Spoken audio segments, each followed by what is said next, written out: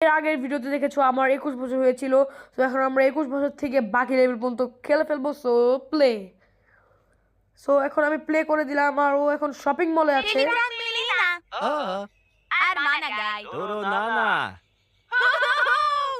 Guys ওরা অনেক মজা করছে, শপিং মলে শপিং করছে।